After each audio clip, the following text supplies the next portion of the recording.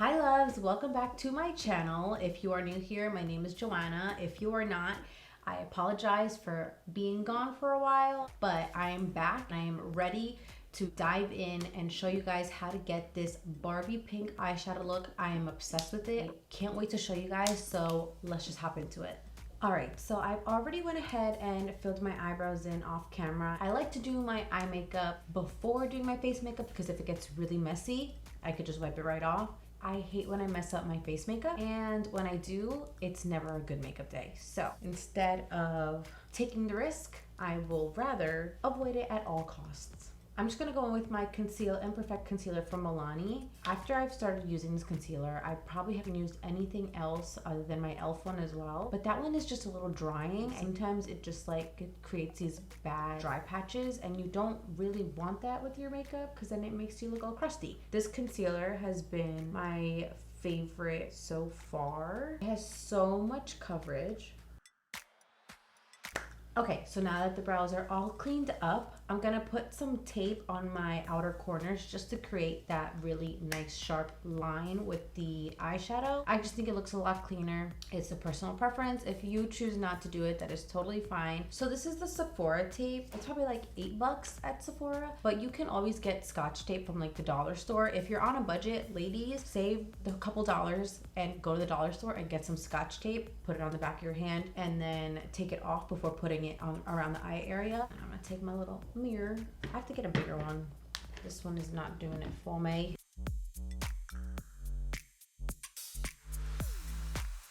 Today I'm gonna go in with my e.l.f. concealer again for my eyes because it has a little more coverage and I have pretty veiny eyelids, but it's okay. Nothing concealer can't fix. So I'm just gonna apply it all over the eyelid. And then this concealer dries really fast, so I kind of have to go in pretty quick.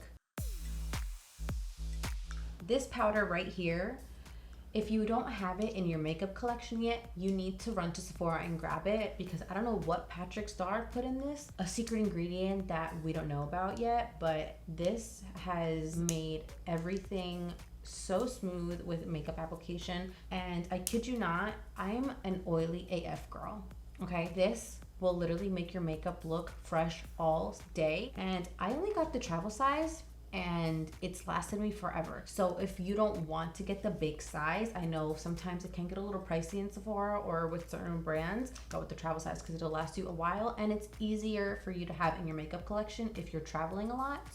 So today I'm using this Jeffree Star, Morphe X Jeffree Star palette. This is not sold anymore for certain reasons, but this is probably one of the prettiest colorful kind of palettes. I'm really intrigued to do a green look someday, but we're gonna do pink today and we're gonna be using glitters, which I'm really excited about because they're so pretty. So we're gonna start off with the shade Back.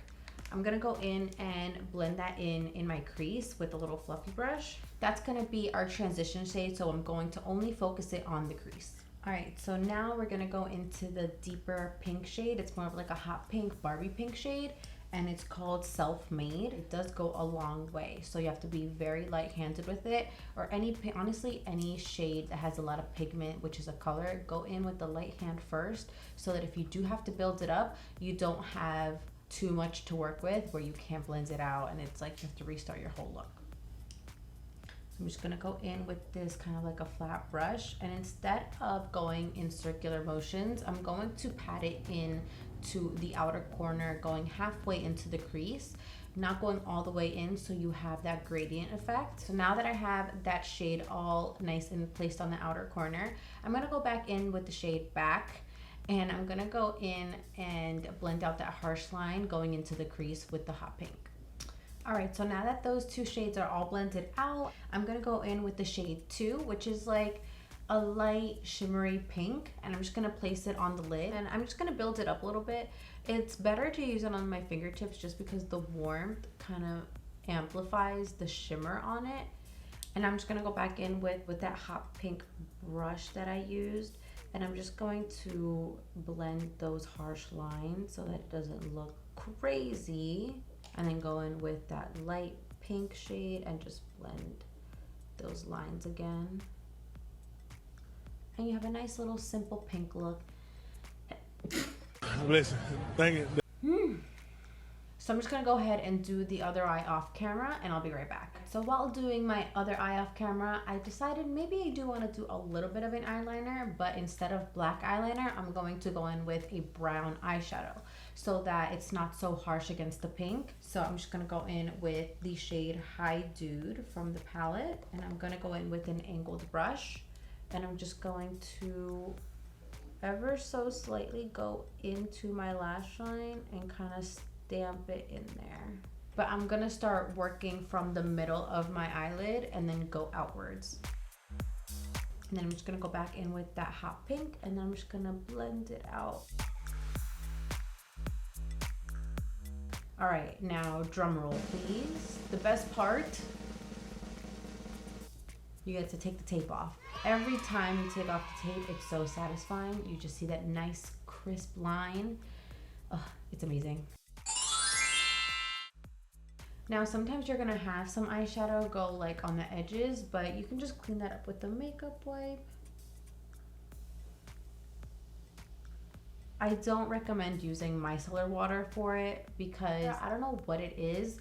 As soon as you use it before applying any other product, it's going to give you this like weird, dark, kind of like patchy line wherever you use the micellar water on. It's happened to me with like eyeshadow looks that I've done in the past where I've cleaned it up and then it just doesn't apply the same way. So it's either a makeup wipe or clean it up with concealer. All right, so I'm going to go in with my handy dandy e.l.f. primer, and I'm gonna be honest with you guys, I never got used to the stickiness of it. Like, it gives me the weirdest like ick feeling, but I learned to get over it because it does its job. So you know what? If I have to endure that ick feeling for like a couple seconds, I'm okay with it. I've been using a pore filling primer. I've been using the Rare Beauty pore diffusing primer because my pores lately have been the size of the craters on the moon, and I just need that extra help in that department. So I've just been using that, and I've applied it to my cheeks and just a little bit around my nose and a little bit on my forehead. I'm gonna go in with my Milani Conceal and Perfect Concealer and just go on my cheeks because your girl has been breaking out a bit and she's been extra red for whatever reason. I have a new foundation obsession. This foundation, my girl Rihanna, I don't know what she put in here. It's literally the best full coverage foundation I've used. It does not crease, it stays on all day. I don't feel too cakey with it. This is one of the best foundations I've been using. So next, I'm going in with my tried and true LYS bronzing stick. This is something that will never leave my makeup collection. It will never be, I'm not gonna say it's never gonna be replaced because I will try different products in the future, but this is one of those products where you can't go wrong with it. You could do whatever with it. If you don't want a crazy eyeshadow look and you wanna just put some bronzer on your eyes and blend it out, perfect cream eyeshadow. If you wanna bronze yourself up, go ahead and bronze yourself up. You can use it for contouring, everything. So let's go in with this, and I'm just gonna go on my forehead and on my cheeks to define them and bronze them up a little bit. And then I'm gonna go down my nose. And I found that with the bronzing sticks, I feel like with any bronzing sticks and applying it over foundation, you have to let the foundation dry. You can't go and blend it in while the foundation is still wet because it's going to pick up the product and you're gonna look patchy. So you have to let it sit for a little, maybe like a minute, just to make sure it's all dry, and that way you can go ahead and blend. All right, now we're just gonna go in with the LYS cream blush, and I'm just gonna use the blush brush and go ahead and pat it on. Now we're just gonna go in with both concealers, and I'm just going to put that Milani concealer in the inner corners and the outer corners, and I'm gonna go in with my e.l.f. concealer as well.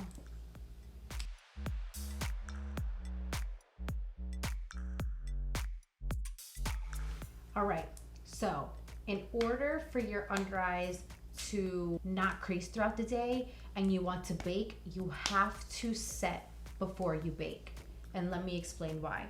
baking is not setting. And before going in with the powder, I'm going to go in with my beauty blender again so that I don't have any creases on my under eyes once I apply powder. If you apply powder before that, like that's it. That's where you go wrong. Take your powder, take a small brush, and go in on your under eyes.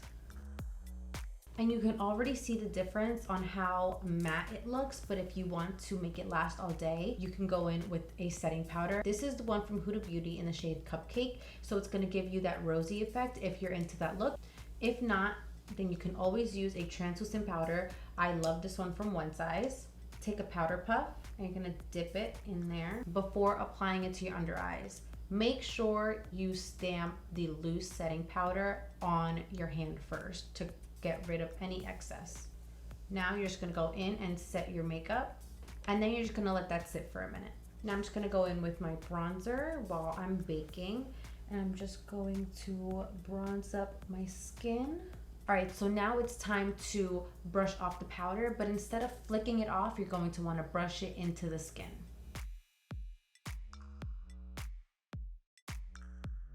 And now onto some blush. This is from Joa, and it's my favorite rosy pink. And that Huda Beauty powder that I use is the perfect color for your blush to blend in. Like, look how beautiful that looks. We're almost done. All right, so now we're just gonna go in with some highlight. I'm gonna go in with my MAC highlighter in Double-Gleam. And look at that. So pretty, blends so smooth. I sit by myself. Just brings the whole look together. Look at that. Are you seeing this? Okay. So pretty.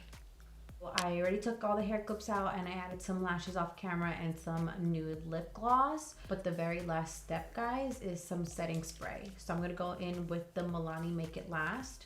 I'm just gonna spritz myself and just fan it out. Ooh.